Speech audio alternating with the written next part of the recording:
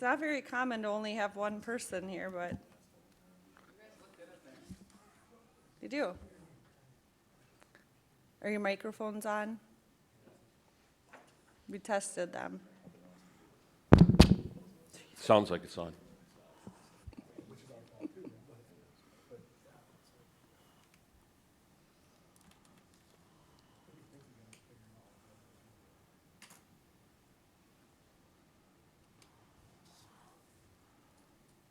Good morning, everyone. It's November 1st, 2022. I'd like to call the McLeod County Board of Commissioners to order.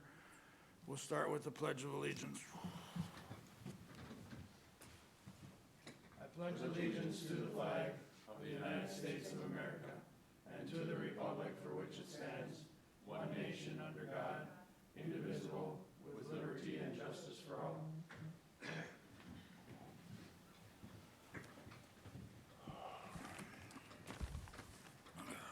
Again, good morning, everyone. We'll start with consideration of agenda items. Is there any additions or corrections? I have two changes, Mr. Chair. Go ahead. We need to remove item 5, the McLeod County Fair review from the Agricultural Association. That will be moved to a later date, but I do not have a date to table it. Casey's just not available this morning.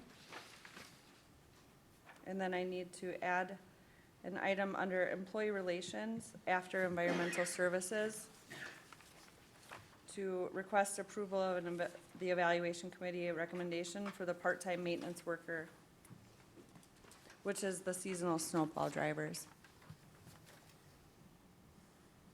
All right.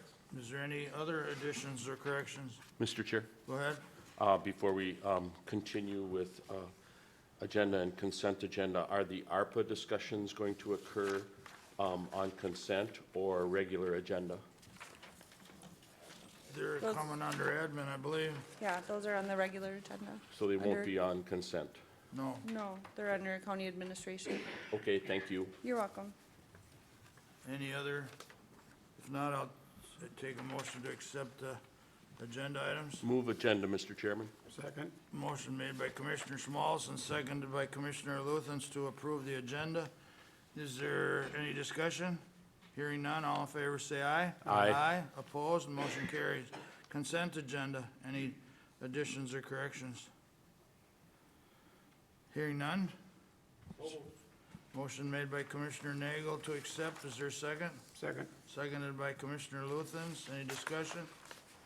Hearing none, all in favor say aye. Aye. Opposed, motion carries. Consent agenda is approved. Veteran Services, Jim. Just state your full name, Jim, and what you're doing there. I'm James Sentinger of Glencoe. I am the chairman of the Beyond the Yellow Ribbon Steering Committee. Good morning. I was appointed in April of this year as the new chairman of the steering committee. Our first big event of the summer was graduating senior recognition. We gave out the Dave V. Chapter 37 from Hutchinson donated flag pins and represented them to all the seniors graduating from Glencoe, Hutchinson, and Lesser Prairie high schools.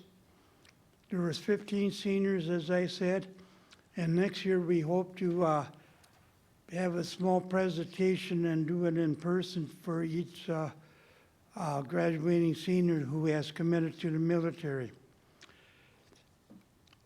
In August, at McLeod County Fair, we had the 8th annual Welcome Home recognition event on August 31st. We had 53 donors, military organization and private businesses contribute to 18 gift bags. This is the most veterans we have had returning at one time in anybody's memory. We usually have between 6, 7, and 8. But this year, because of the way the deployments worked, we had 18.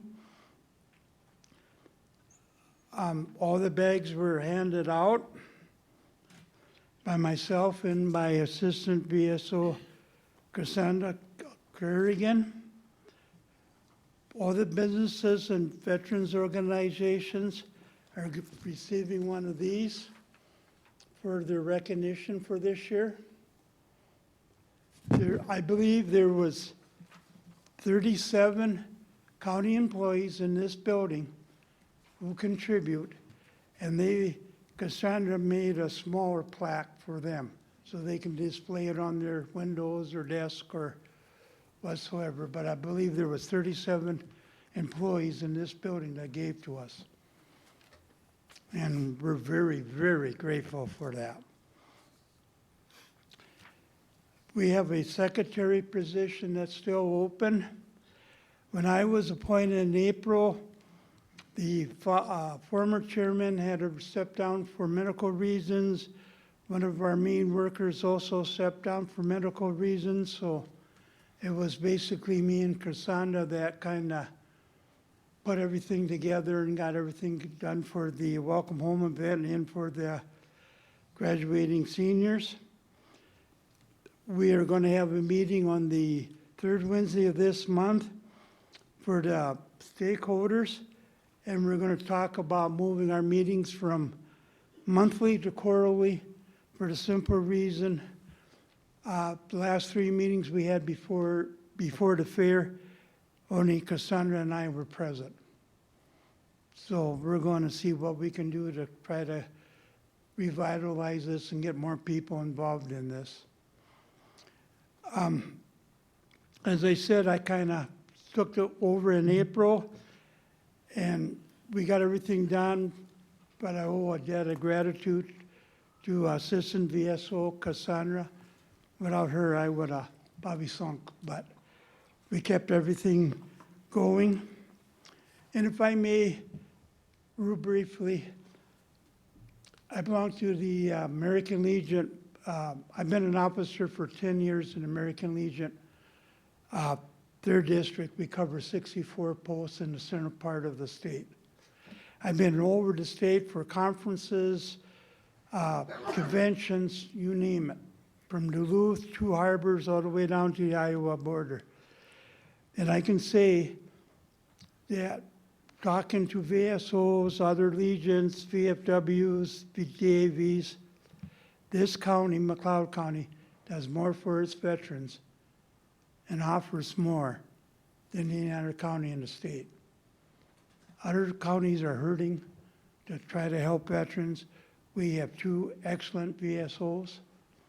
We have van programs, we have assistance funds, DAV has vans.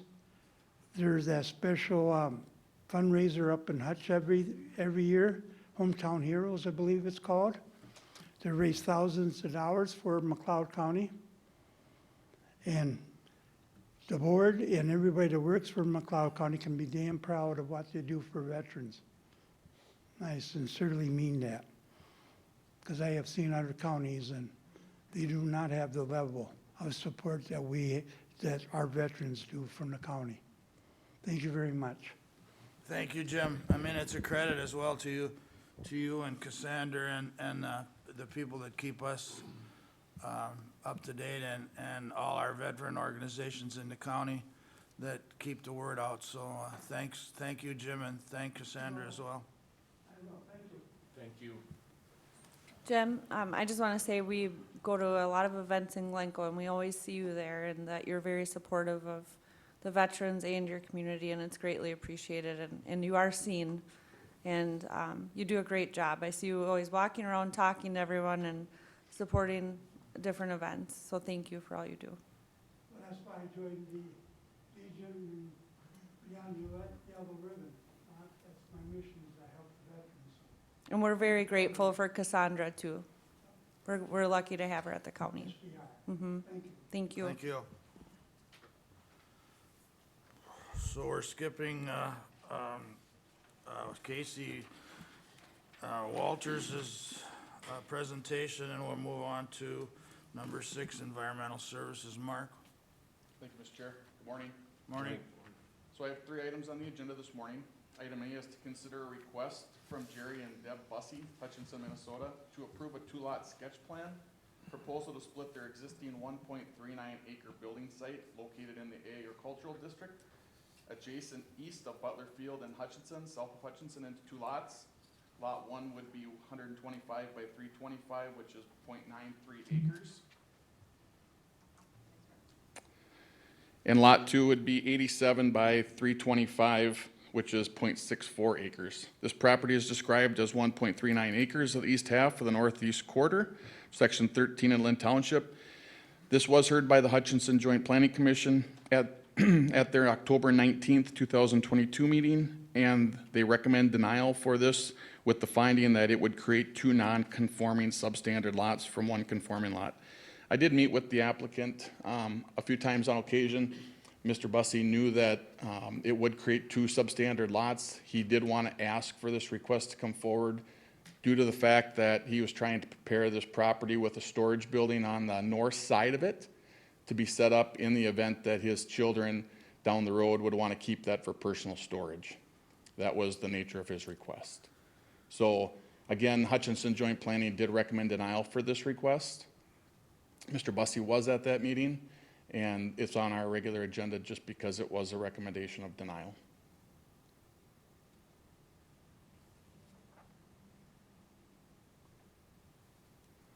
Was, Mark, was Lynn Township involved, or did they consider this as well, or no?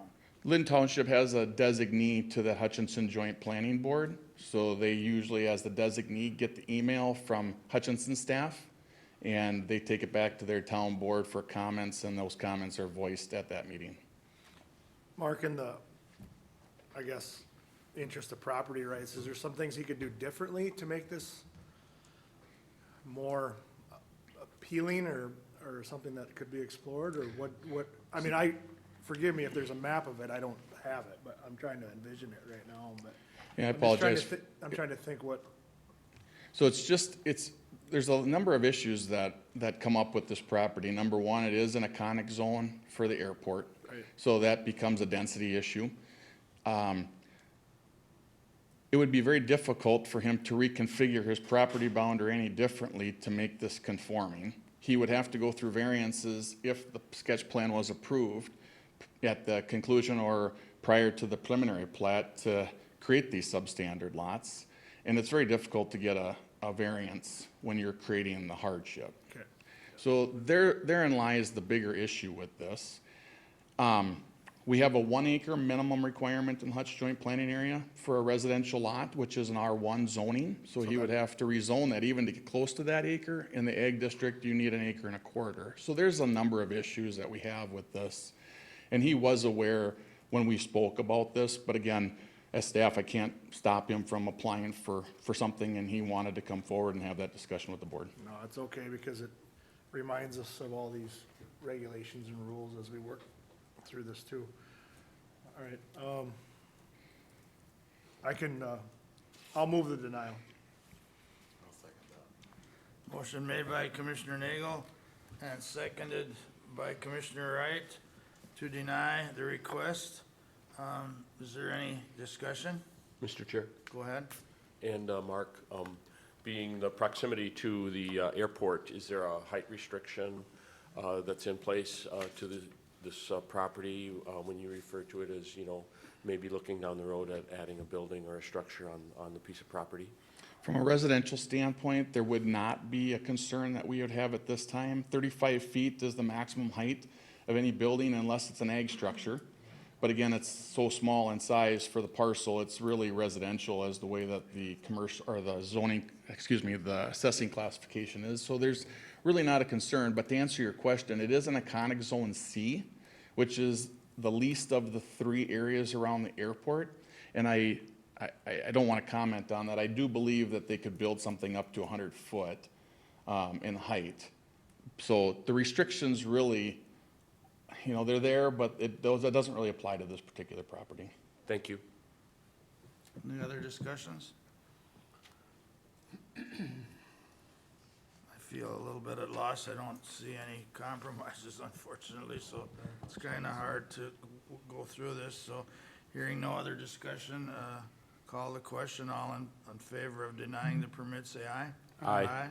Opposed? Motion carries. B. Item number 2, it is consider approving a conditional use permit 22-12 requested by Joel Murnick to construct an accessory building 80 by 150, which is 12,000 square feet, in the southeast corner of the parcel 10 acres or less. The applicant requests to use this as a home occupation with 6 non-resident employees for the purpose of storing and to maintenance boats in this proposed accessory building and an existing 4,800 square foot building. So the 4,800 building is there. He's asking to build an 80 by 150.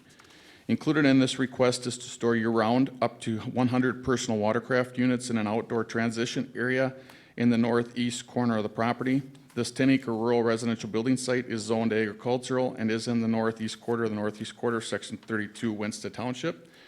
The Winston Town Board heard this request at its September 8th, 2022 meeting and recommended approval with 2 recommendations. The Planning Advisory Committee held a public hearing September 28th, 2022 and recommended to table the application until October 26th, 2022 with a waiver signed by the applicant due to the fact that he had an emergency and was not able to attend that meeting.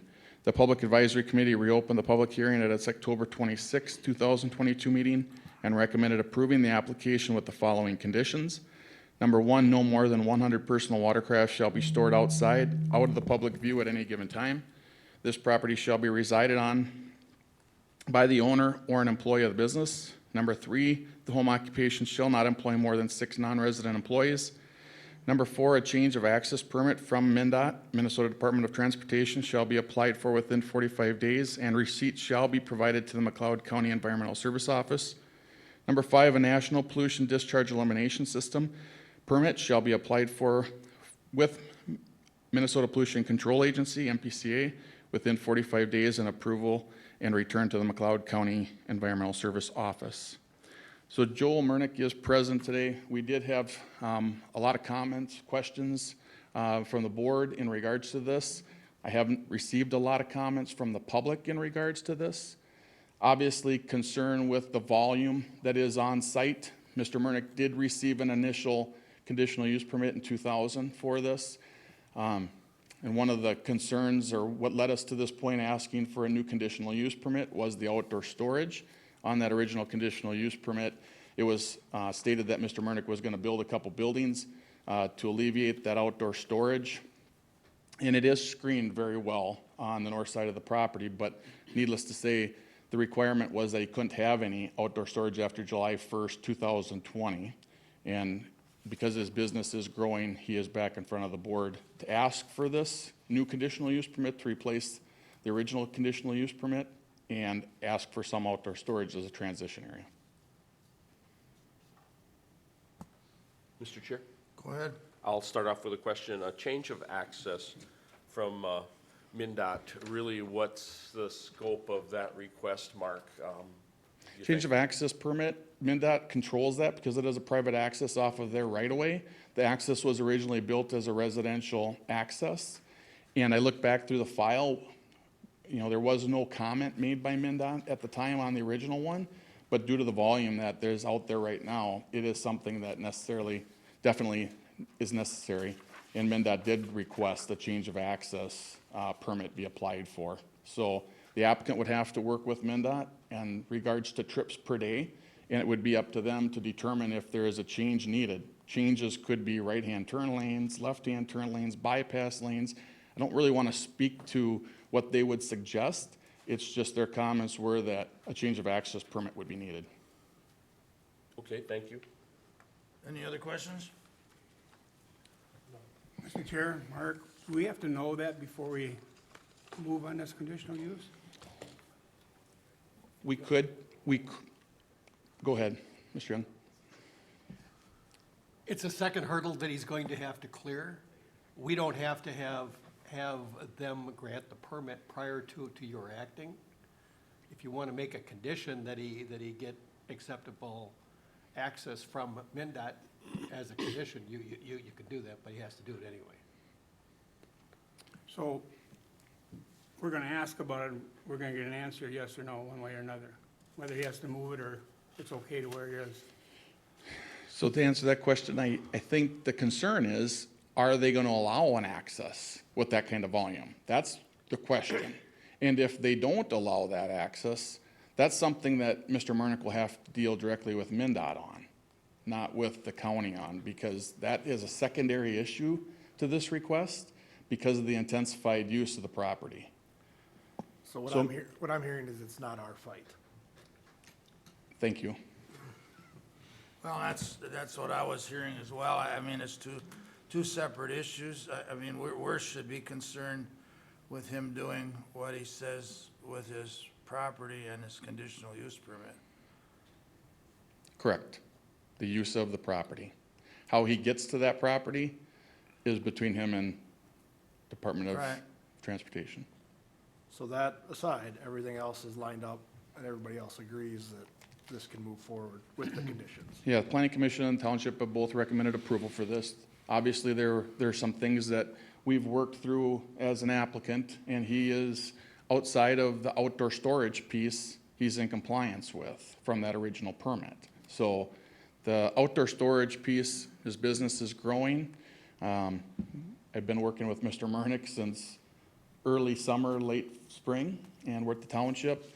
Something we should have done maybe earlier, but again, I'm not putting any excuses on the table for COVID, but it made things difficult, and Mr. Murnick was trying to get buildings built, and contractor issues, supply chain, lead times, he did have some problems with that. So getting back to the point of, you know, the business at hand out there, it seems like, and we have had no complaints, and Mr. Murnick's had a personal accident there with, had nothing to do with the boats, had to do with, I believe it's his significant other, you know, turning into the property earlier this summer, which was a significant, you know, issue. But again, with the actual use of the property for boat storage, there hasn't been, that to my knowledge, you know, any adverse impact to the public. Mr. Chair? Go ahead. I mean, I think the issue for me is, you know, trying to bring the property of Mr. Murnick into compliance. And maybe there's been too many boats parked out there at one time or another.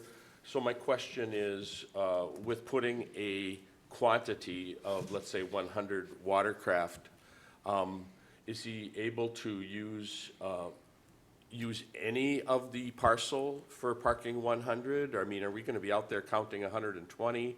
I mean, I just wanna make sure that we're in compliance when we issue the permit. Thank you, and I appreciate that question. So the area that he's asking for would be north of his existing building on the east side of the property, that 4,800 square foot building.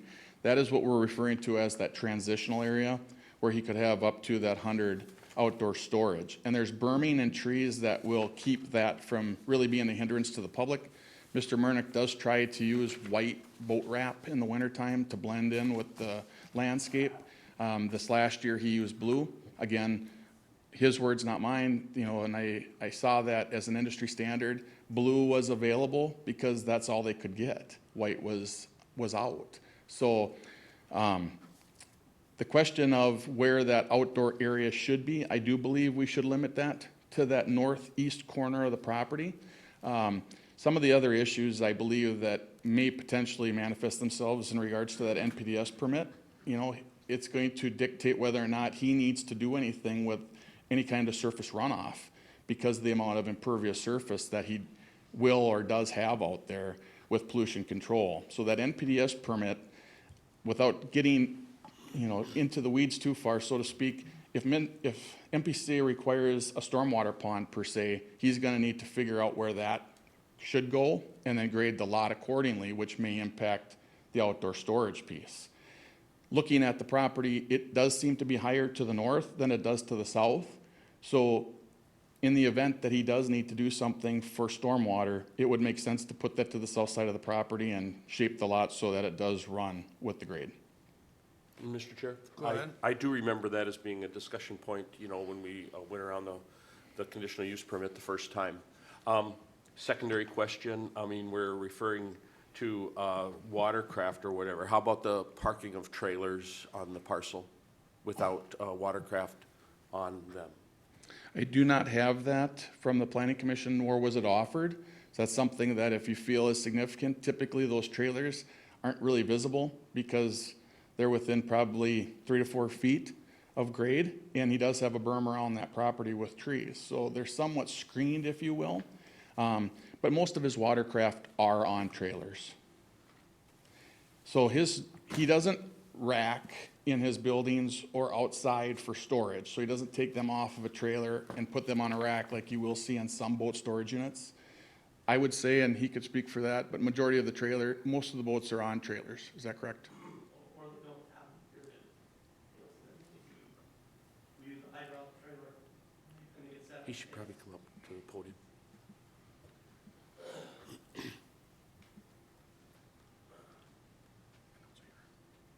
I'm Joel Murnick. Our business is, if the boat is there, it has a trailer. If it's there, most 50% have trailers, 50 don't. So if they don't have a trailer, they get set on a stand.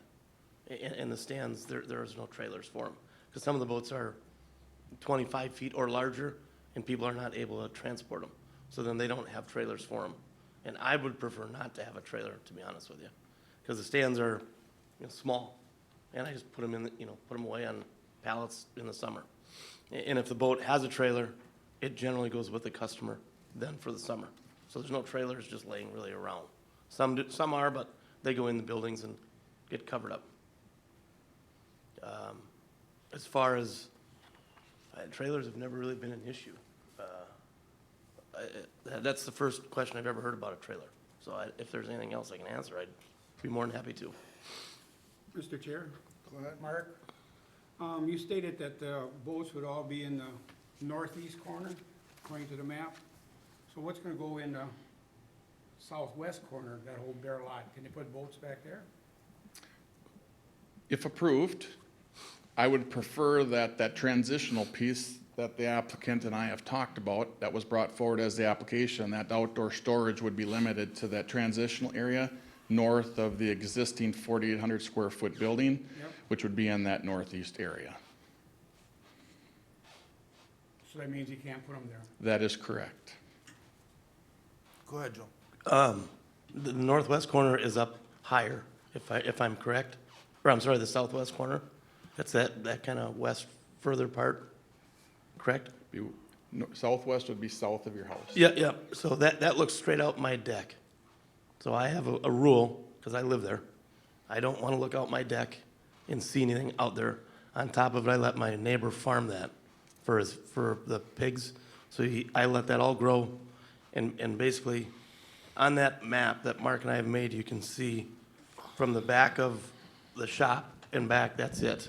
That little corner of that property is the only thing used. Southwest. So I don't ever want to have anything out back there, because the neighbor lets the grass grow, mows it for hay, and then I give it to him.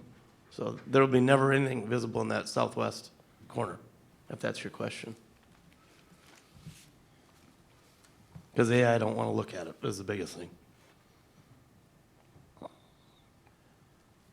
The only comments I have is, I know there's some growing pains with this business. I know a little bit about it. I mean, obviously, shrink wrapping is getting to be a big business, or a bigger business at the cost of boats and at the cost of trying to build enough buildings to store them all. So I say that's somewhat of a conundrum, and I mean, another business is another business.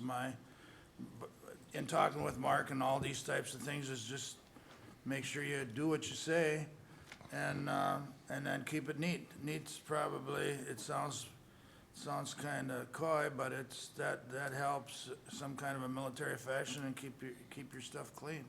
Do what you say, and I personally don't have a problem, but come on. Mr. Chair, Go ahead. so that we can process this, I'll move approval as requested. Motion made by Commissioner Schmalz to approve. Is there a second? Second. Seconded by Commissioner Nagel. Any other discussion? Mr. Chair? Go ahead. And with that comment, like I said, I think the purpose of us here is to make sure that, Mr. Murnick is in compliance with his conditional use permit. I think he's making the effort, to be in compliance. We're trying to make the effort to be in compliance, and that's why I will vote to approve the request.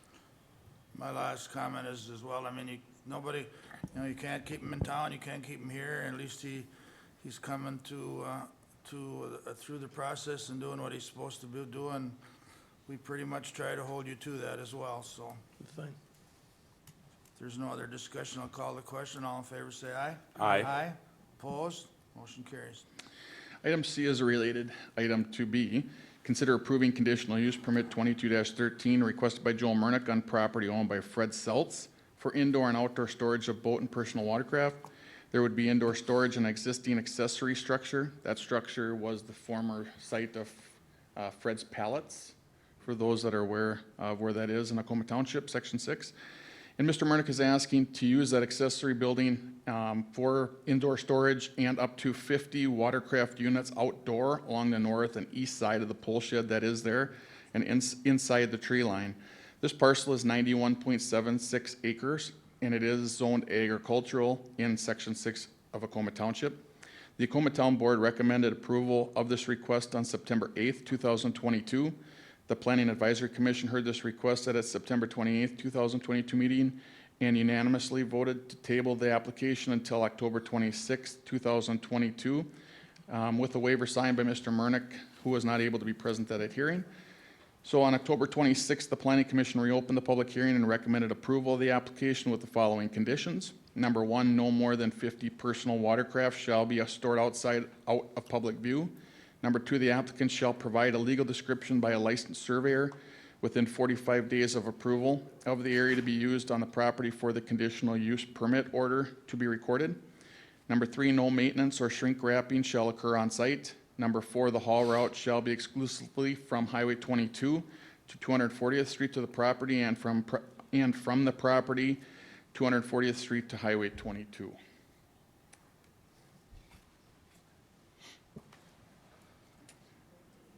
So with that, I'll turn it back to the board. If there's questions? Mr. Chair. Well, what I've learned about Acoma Township is they vet these pretty well too, so. I think it's important that we, call attention to the haul route, provision that'll be in there.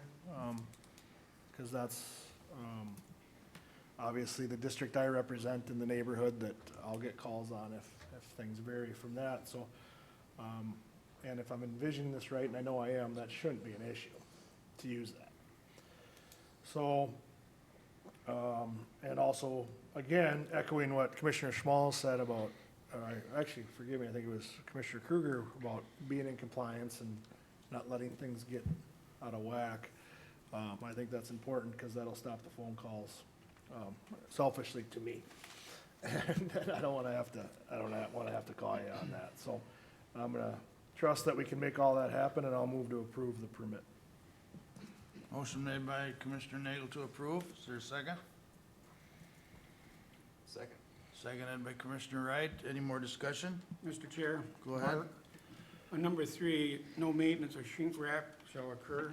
So does that mean in the spring when the boats go out, what happens with plastic then? Or you take them back to Highway 7?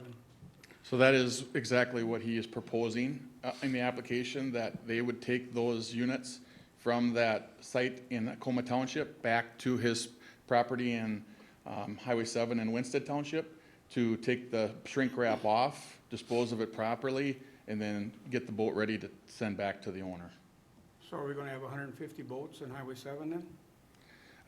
That would be Mr. Murnick's responsibility to control that through what was approved earlier. So again, if he stores out on this site that Mr. Seltz has, it'll be his responsibility to have no more than 100 units outside at any given time. Thank you. Go ahead, Joel. The object of this is to really relieve pressure. So your question, to answer your question, it's physically impossible. I can't just transverse those kind of boats there in a day. So everything takes time, and you work into that to try to make things right. As far as the plastic goes, some people like to bring them back up to where they're going, if it's a cabin or whatnot. So that shrink wrap might go down the road because it is wind resistant, ready to go. Some say, fine, get rid of it, which I bought in a big dump trailer. So we put everything in the dump trailer and bring it out here to a recycling center and get rid of and dispose of. So there's no way I can get 50 bang just like that. I mean, you move 5, 6 a day, 5, 6 leave things. So it will be a nice flow of continual traffic. Thank you. Yep. Mr. Chair? Go ahead. Question about the site itself. The bottom of the picture where we show the colored area, is that the access road? Is that the gravel road? That is the driveway. Driveway. So this property sits over a quarter mile off of 240th Street. So as Commissioner Nagel had pointed out, and very accurately, this is a secluded area, and it would be very difficult to see that display area. One of the conditions that we asked for is in regards to that survey legal description, is so that we do not have boats stored outside of what you're approving, so we know exactly the area that he can and can't use. But it is a very secluded area, and if used accordingly, it should not be a hindrance to the neighbors, to the public. And a follow-up with that, and that's what I was getting at, has screening been suggested? Has it been It's screened. vetted with the request that we're looking at here? It is in place. Those trees exist along the west, north, and east side of where he's intending to store boats, so it is very protected from view. Mr. Chair, one more comment. At the public hearings, we had a couple of families there worried about the lake. There's a lake right next door, and plastic. They took the plastic off, or pieces of it be flying, and ended up in the lake. So that was their concerns.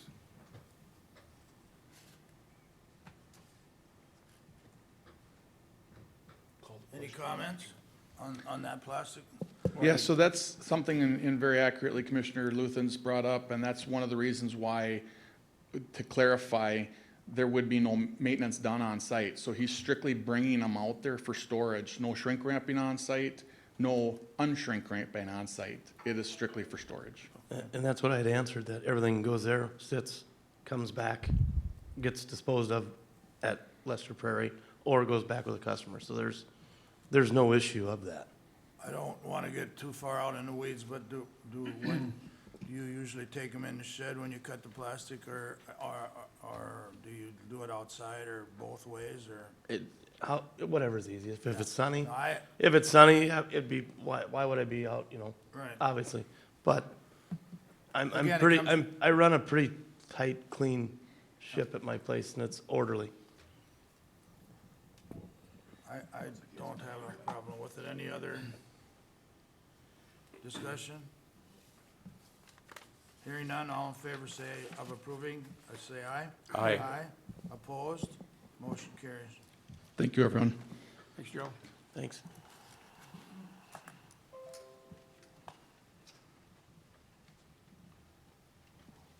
Hannah, this is the part we had added? Yep, thank you for taking the last minute request, I appreciate it. Do you have the agenda item to read? Yes. I didn't read it fully when you added it. Yep, I do have the agenda item to read. I just have one agenda item today. Again, thank you, Mr. Chair and the board, for taking this last minute. Excuse me. So the request today is I'm requesting approval of the evaluation committee recommendation to approve a new job description, which is the part-time maintenance worker, as a grade 140. This is a new job description that was not previously graded. We didn't have a job description that had gone through the evaluation committee for this type of work. The part-time maintenance worker is something we can use year-round, as we have struggled to hire within the maintenance worker position. But this specifically, the reason I brought it today is this includes the seasonal snowplow workers, which we are in need of this year and would like to post promptly. Questions? Motion made by Commissioner Nagel to approve. Is there a second? Seconded by Commissioner Wright. Any discussion? Hearing none? All in favor say aye. Aye. Aye. Opposed? Motion carries. Thank you. Thank you. I'm gonna have to beg the commissioner's patience here. I need to take a 5-minute break. I need to check on it's county business. There's some questions about a ditch and a hearing that we may have to announce today, so we'll be back in 5 minutes.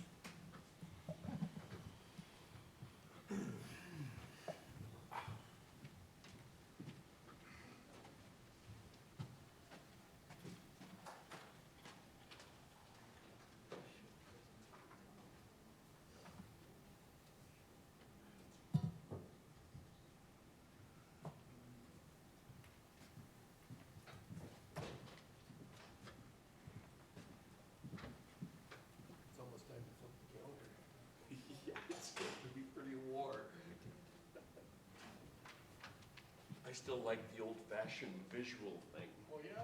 Well, things get crossed off, added, and then when I'm here, you know, we move into the next phase of our meeting, I have pretty good recall of it that way. Morning, Andrew. I brought this for John, but it's for you too.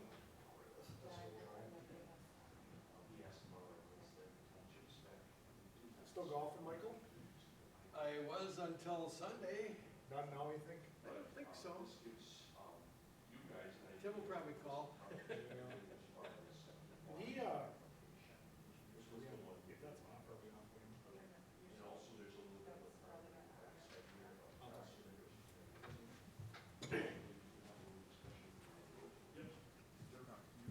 that's at least a little piece that we can get through. I'll turn it on.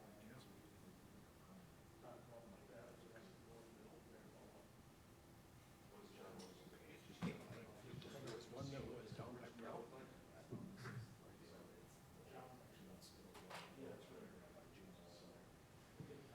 In the city limits? Well, we wouldn't approve anything. Stefan will be close by. I'm gonna butcher this. Okay.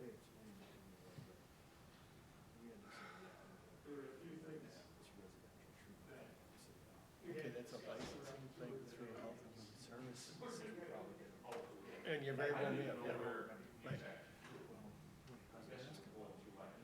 And it was a bank. That's our banks do, you know that?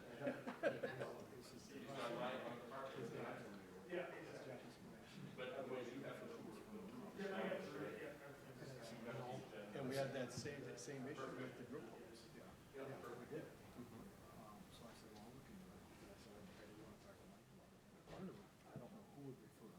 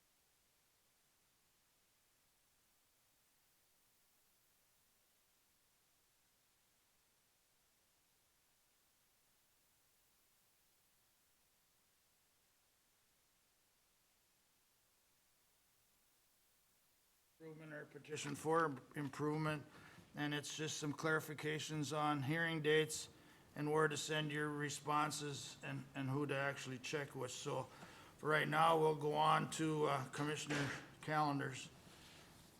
Joel? All right, the first thing, I'm sure all the commissioners got this, and I'm not gonna read it all the way through, but I wanted to acknowledge, the, Hutch Tiger Cycling, organization. They sent us a thank you regarding their use of Stalls Lake Park. They have their training and races there, and they've been really good partners, for us with that park.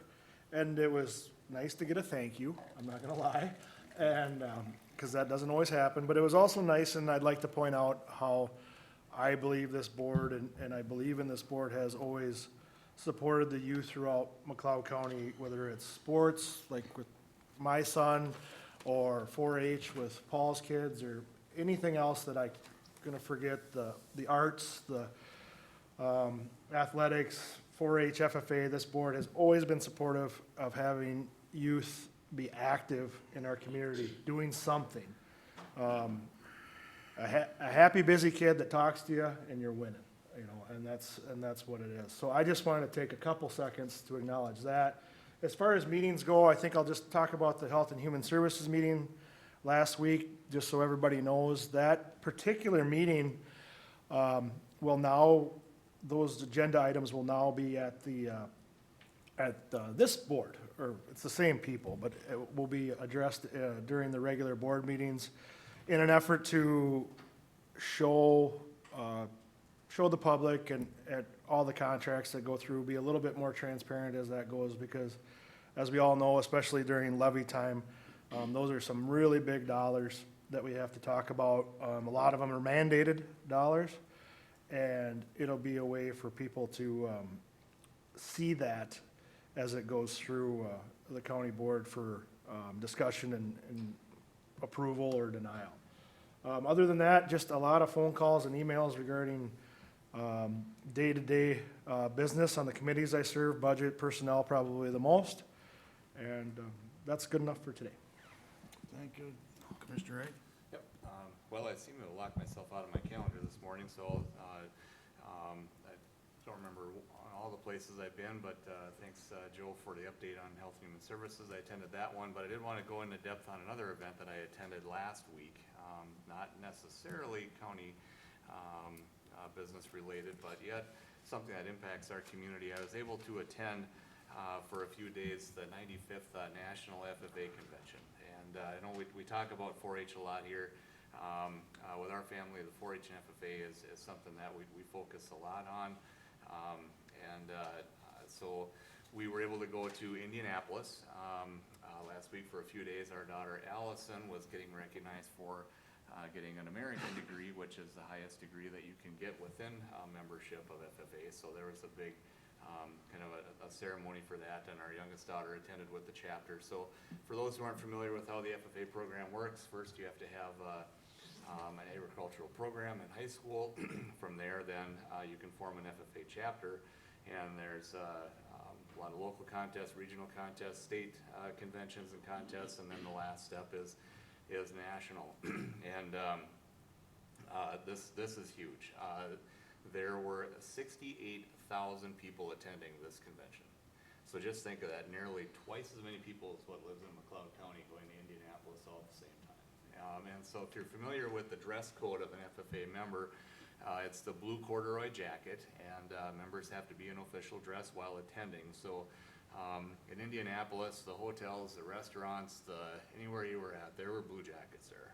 Just tens of thousands of people there that were all over that community. And there's actually only a very select couple places in the nation that have enough capacity to handle that convention. But all the national contests are taking place, anywhere from direct farm-related judging contests to ag business, speech contests. They're constantly giving results as these things are happening all around the city in different places.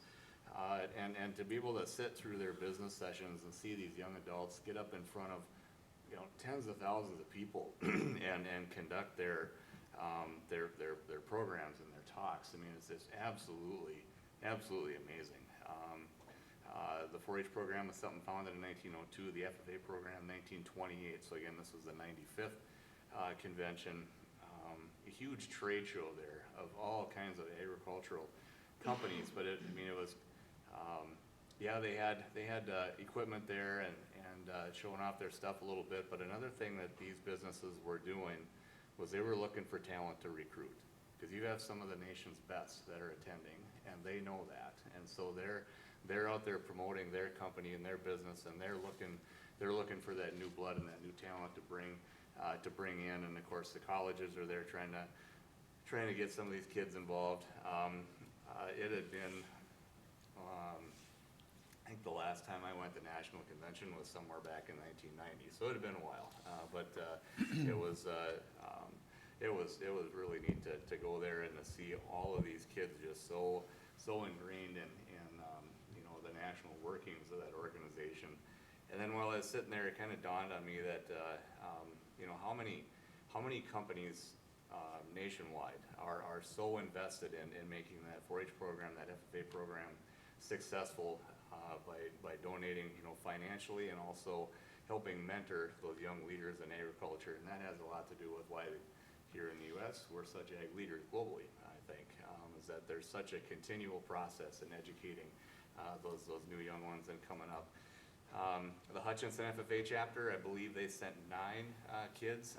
Glencoe sent, I think it was like 18 or 19, so they're very well represented. Dassel Cokato has a very robust program. We go out to the west, Buffalo Lake Hector had a bunch there. So there's a lot of kids from our area that are very, very interested in this and doing a great job in the contests and in representing, and there's so much to learn there. So I was just really glad to be able to go down and take that in and kind of yeah, it was a neat thing to see. Very good that we have kids like that are able to participate in that event. So good enough for me. Thanks. Thank you, Commissioner Wright. The last time I attended the national convention was before you were born. Yeah. So but that's not what I just congratulate Allison and your kids, but I want to throw in a word for you. I think you're a little too modest. You work hard with kids all the way around and to support ag, and I mean, it's something you don't have to do. I mean, it takes time, and you set a higher priority, and I just want to say it doesn't go unnoticed, so. Thank you. So my calendar, Health and Human Services was on the 25th. Commissioner Nagel already commented on that. We had CRF and our ARP money conversation on the 26th. That'll be coming up in a little bit. I had HRA board meeting on the 26th. We are struggling like everyone else on trying to hold rent payments down, trying to hire maintenance people, and just trying to keep up with the day-to-day maintenance of our buildings. And then on Thursday, I had the agenda review, which is self-explanatory. And now for the reason I went into recess, I'm getting a number of calls on a ditch in my district. It's JD8, but the situation is not the ditch itself, that it's a lateral 12 and 13 that are being petitioned. And what I'm going to do is just read the notice of this meeting, and I would ask anybody interested to make sure the dates are here, the address is here, and I guess it's on the Buffalo Creek watershed.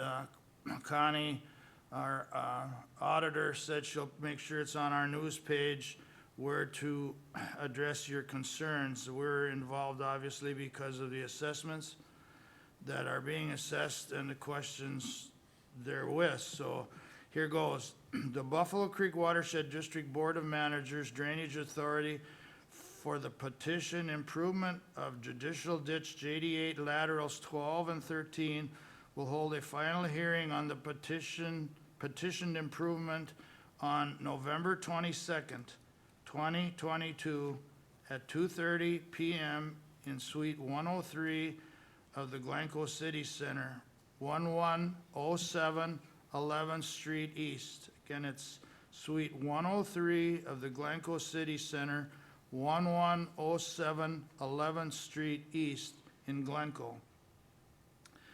The detailed survey report for the petition and improvements for the viewers will all be at this meeting. And for further questions or written comments, the board will accept public comments regarding the proposed improvement and the viewers' report. Any party having any interest in the proceedings may appear and provide comment. Written comment will be accepted at the hearing as well as by mail if received by November 21st. Received by November 21st, day before the hearing. Directed to the board's legal consultant, Ricky Noonan Law Firm, John Kolb, P.O. Box 1437, P.O. Box 1497, I said 37, 1497, St. Cloud, Minnesota, 56302 1497. Or J. Kolb at rickynoonan.com. And again, it's on the Buffalo Creek Watershed, and Connie's gonna try to post it on our news, so there seems to be a lot of questions, and we'll go from there. So I hope I helped the situation. I'm done. Go ahead, Commissioner Luthens. Thank you, Mr. Chair. Congratulations to you, Commissioner Wright. Brings me back to my days in the 60s. I was pretty active in FFA at that time, too. Yeah. Along with the Olsons out there and There you go. Tumans. Okay, the 18th, we had a meeting over in Winsted, pretty nice facility there, workshop. And EED meeting on the 20th, and that's about it. Okay, thank Mr. you, Smalls. Commissioner Luthens. Yeah, and like Commissioner Luthens had stated, the 18th, we met in Winsted, beautiful facility, held a workshop there after our regular board meeting. On Thursday, the 20th, I had a CHB Executive Board meeting in Hutchinson at the solid waste facility. Our discussion was surrounded by a budget for next year, coming up with something to present the full board here on next month. And then that evening, I had a Pioneer Land Library meeting in Wilmer. I guess the topic that took up most of the time at that meeting was the shock that they were in from getting a 50% increase in their medical insurance premiums.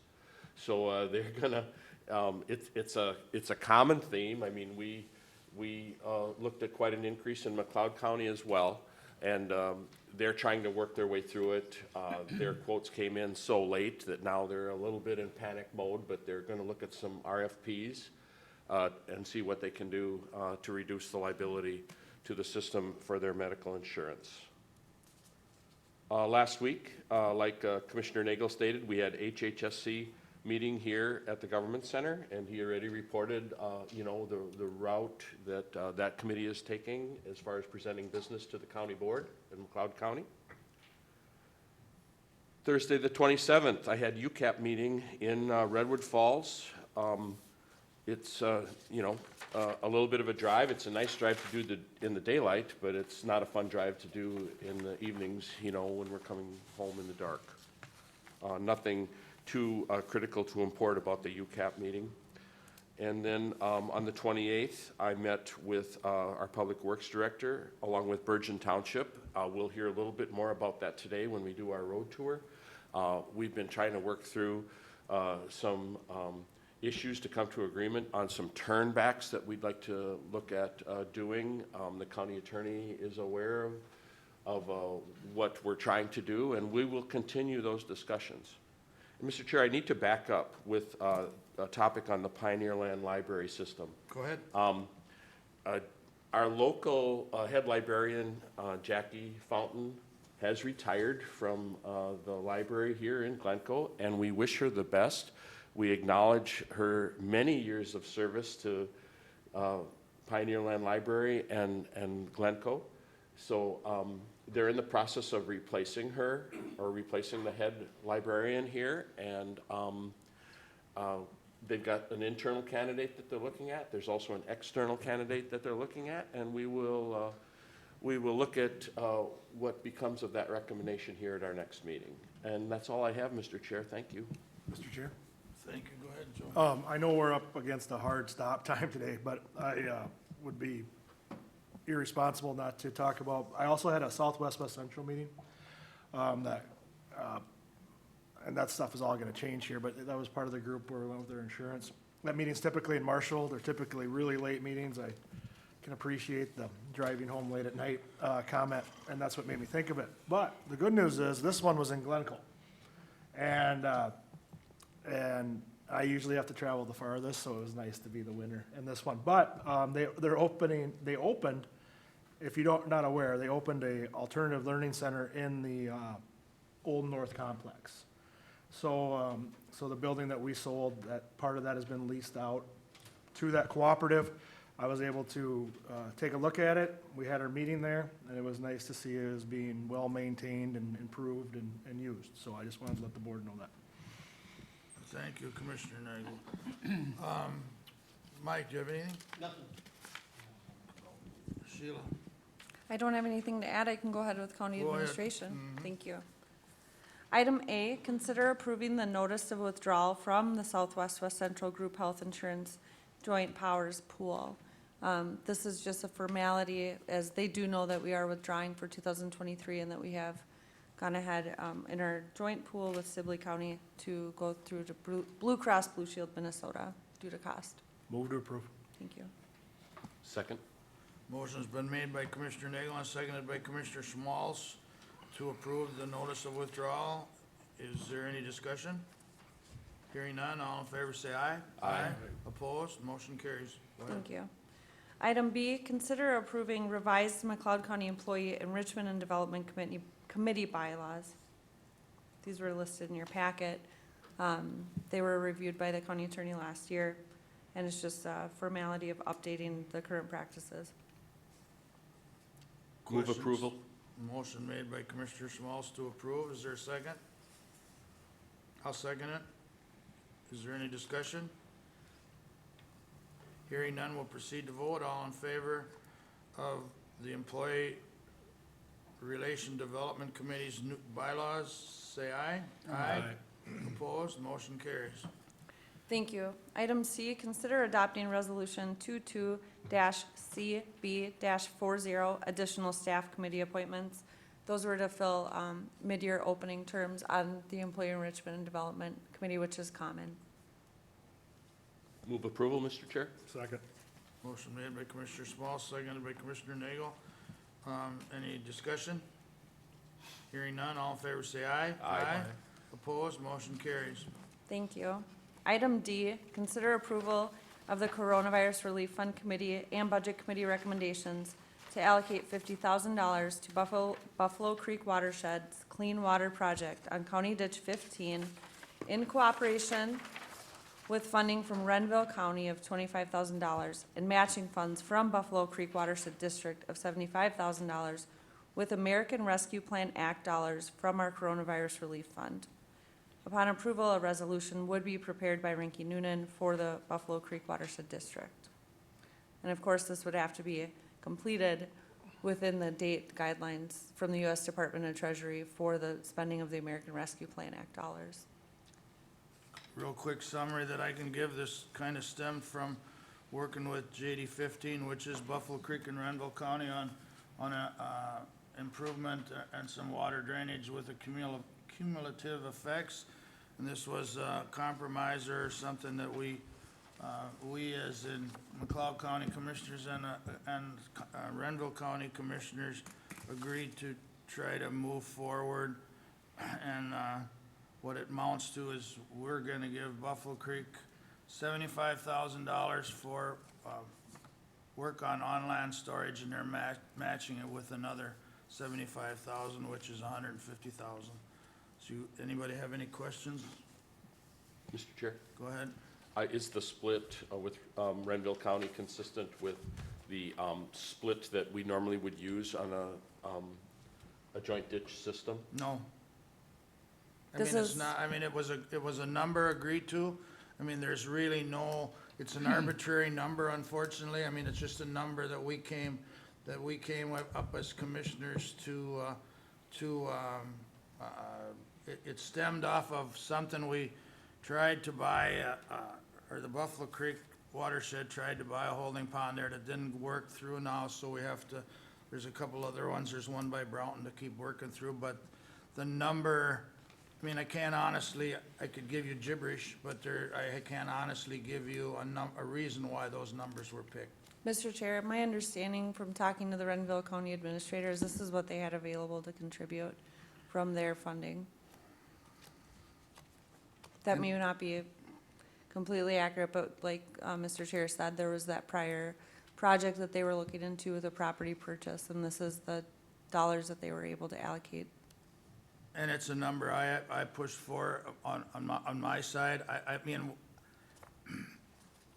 it's deadlocked or, you know, nothing gets done. And we've pretty much set an agenda to keep moving forward. So, yeah, I compromised to the best of my abilities, and these are the numbers, and I guess I'm satisfied with it to get something started on land storage. Mr. Chair? Go ahead. Thanks for the explanation. As we start processing these next requests on the agenda, are we spent down when it comes to the ARPA dollars? Are we, if we would approve everything that's before us today, do we still have a balance, is my question. Be very We small, do, I think. yeah, it's a small balance. I can pull it up, but So, and let's keep in mind, we're not exactly cutting checks today, we're allocating funding, so we still have a ways to go before, you know, the bills are paid. But, well, this one, you know, we're making an allocation, but some of these others, out of the amount of money that we have, it's time to start, you know, kind of declaring a place for those as an expenditure, so. this is, so the committee takes the allocation. Some of them are very specific projects that you see on here, like this one. Others are allocating in the buckets, like Commissioner Wright said. So the committee also asked that. Do we come back, or do we review specifics and bring them to the board? And yes, they do, as we have been. Just like the 50,000 that was allocated to the county at the beginning for expenses, miscellaneous that would arise. Any of those that have occurred have come back and been noted. I can't answer your specific question, Commissioner Smalls, but coming back to this particular one that we're acting on right now, the money that Renville County has allotted is parked, lack of a better word, and we'd like to do the same, so we have it allocated. And I insisted, with talking with Ricky Noonan, to get this resolution, so our verbiage is the same, that'll be spelling out what they're gonna do the money for, and how it's gonna be spent. So, you know, obviously, I don't like to use the word paper trail, but it will be all spelled out on this particular one. It'll be all spelled out how it's being used and when. Now, the overall question is, I don't have those figures in front of me. I don't have a list of them in front of you because I let Colleen not come to the meeting today. Colleen Robeck had other items, and I'm sorry about that part, Commissioner Schmalz, but I did say that I would send out an update to the commissioners and the Coronavirus Relief Fund Committee after this meeting to see what is approved, and then that would say where everything is going. So you will have an update afterward, but if you need to stop and see that prior, I understand. In regards to Commissioner, or Mr. Chair's comment, even if you allocate something, if it doesn't meet the guidelines, it can't move forward. So if they wouldn't complete and they don't meet the timeline, then we have to know, because there's a really small window of time right now where that can come back to the board. I do hope that the U.S. Department of Treasury updates their guidelines at some point to give us a little bit of room to move instead of, in case a big project falls through. But they, to my knowledge, haven't done that yet. So, Mr. Chair, according to the explanation, assuming the allocations would be approved, are we down to 100,000? We said a small amount.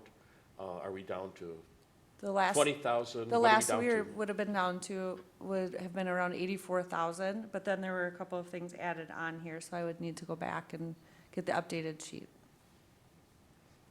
But that's not a balance, that's just allocation. If you were to approve all of this, I believe.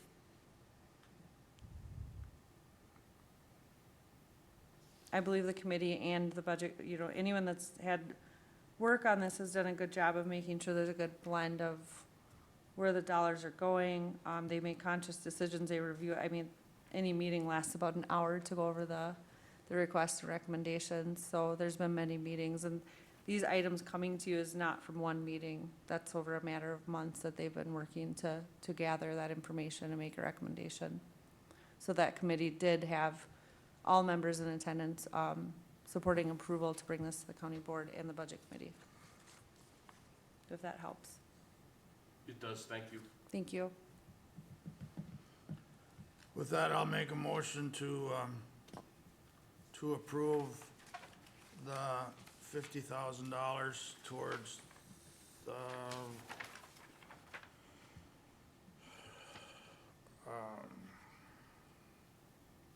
Buffalo Creek Clean Water Project, County Ditch 15, which is the Buffalo Creek. Second that. Motion made by Kruger and seconded by Commissioner Wright. Is there any more discussion? Hearing none, all in favor say aye. Aye. Aye. Opposed, motion carries. F, Thank you. or E, I'm sorry. Item E, consider approving Coronavirus Relief Fund Committee and Budget Committee recommendations to allocate $100,000 per year in years 2023, 2024, 2025, and 2026, for a total of $400,000 to the McLeod County Agricultural Association for the McLeod County Fair to provide offset of entrance gate revenue payable in January of each year listed, with American Rescue Plan Act dollars from the Coronavirus Relief Fund. Mr. Chair, and comment a little bit here. It's unfortunate that we were not able to get a report from the Ag Association today, but I think that'll be coming back to us shortly. That would have been a nice way to kind of segue into this discussion, but this allows for the continuation of that open gate fair for the next 4 years. The success, I think, was pretty easy to see this year. We were all there, we saw that, and the Ag Association did move to accept a request for this, and so we're at the point where we can allocate dollars. I think it's a great way to get the community out and enjoy what is all there, so move to approve. Motion made by Commissioner Wright to approve and seconded by Commissioner Nagel. And I would echo some of what Commissioner Wright has said. We have, these are not levy funds, and I shouldn't even have to say that, but they're not levy funds, and it's not always, you think when somebody gives you some money, it'd be pretty easy to spend it. Well, it's easy to spend it, but it's hard to spend it in the right places, and try to do the best you can to benefit everybody from McLeod County, and I think we've done a pretty fair job. It always calls a question of one or the other, but I think what we're doing here is good for all of McLeod County, and I hope it proves to be true. Any other discussion? Hearing none, we'll proceed to vote. All in favor, say aye. Aye. Opposed, motion carries. Now F. Thank you. Item F, consider approval of the Coronavirus Relief Fund Committee and Budget Committee recommendations to allocate $45,000 toward the County Ditch 11 wetland project in the city of Winstead. This will assist in matching clean water grant funding secured by McLeod County Soil and Water Conservation District of $50,000 with American Rescue Plan Act dollars from our Coronavirus Relief Fund. The total project cost is estimated at $96,000. The city of Winstead would be putting in that additional estimate over the 95,000 being committed if you approve this today. And also they'd be contributing the time spent on the project, the engineering costs, and other factors. They do have American Rescue Plan Act dollars, which you may ask about, and they committed those to other projects within their community. This also does not benefit just the city of Winstead. The County Ditch 11 wetland project fits into all of our other clean water projects that are in progress, according to Commissioner Kruger. Mr. Chair? Go ahead. And I have been briefed, you know, a bit about the project from Ryan, and have gathered some information about it. And with that, I will move approval. Motion made by Commissioner Smalls to approve. Is there a second? Second. Seconded by Commissioner Nagel. Is there any discussion? This is, my words, it's a good project. I mean, it's been a lot of work ongoing before we knew we were gonna get this money. It's clean water, and when we're judged on clean water, we're not judged in Winstead, Broughton, or Hutchinson. It's an overall, our SWCDs work hard to keep working that forward. It's a necessary evil, that we do take all the steps to run McLeod County's drainage in a prudent and legal way. So I'm also very satisfied with it. Any other discussion? Hearing none, all in favor say aye. Aye. Opposed, motion carries. Thank you. G.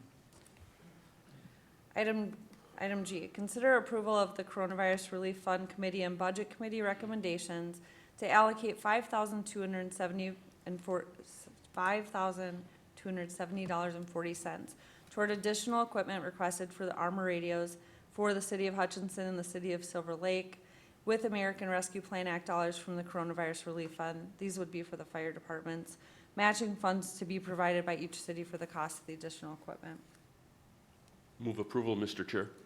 Motion made by Commissioner Schmalz to approve. Is there a second? Second. Seconded by Commissioner Wright. Any more discussion?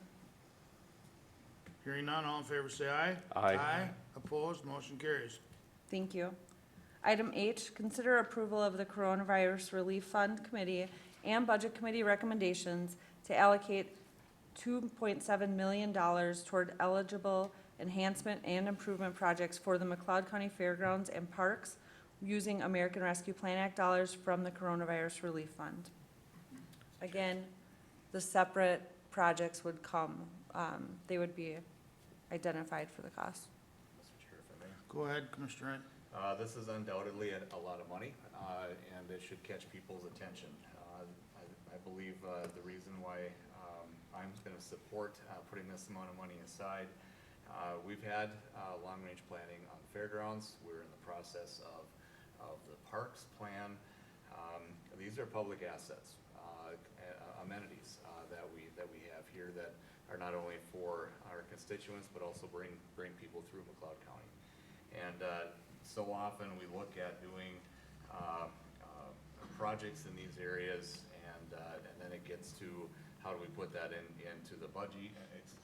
Into the budget in terms of using levy dollars, and it doesn't fit.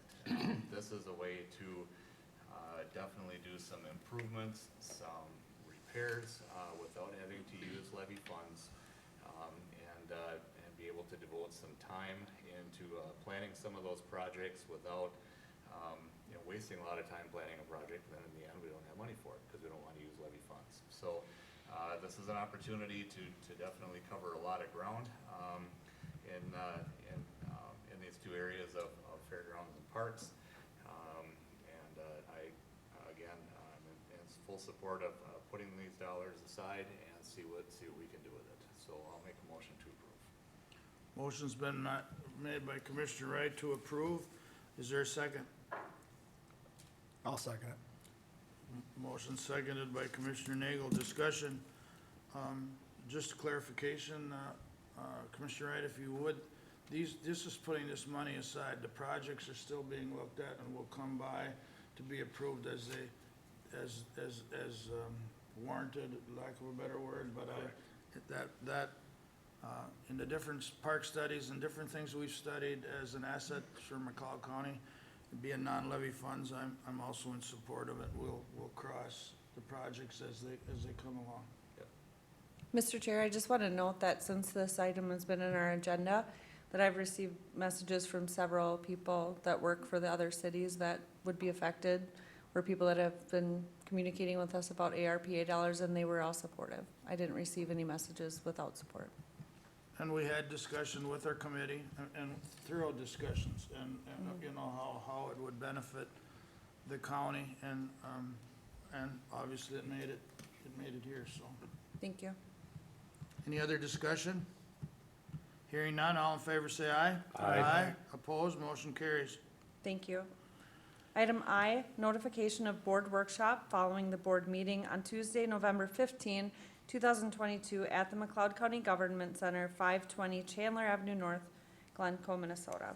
That's all. Thank you. Open forum. Anyone wish to address the board? See none. I will comment one more on my earlier statement for the Buffalo Creek watershed hearing. Please go online. Please look at the stuff that's filed. The actual verbiage for this is new for me, and I don't mind helping any of my constituents, but please try to get the questions answered pre-phone call. That would help, but I will help anyone I'll try to get people's answers for their questions. Press relations, see no press. The next county board meeting is at 9 a.m. Tuesday, November 15th, 2022 at the McLeod County Government Center, 520 Chandler Avenue North in Glencoe, We have it signed. Minnesota. I'd take a motion to recess. So moved. Motion made by Schmalz and seconded by Luthens. Any discussion? Hearing none, we're recessed. Mr. Chair, we'll need to not hold the workshop today, I believe, because the road tour starts in 1 minute. The bus will be here. I don't believe there's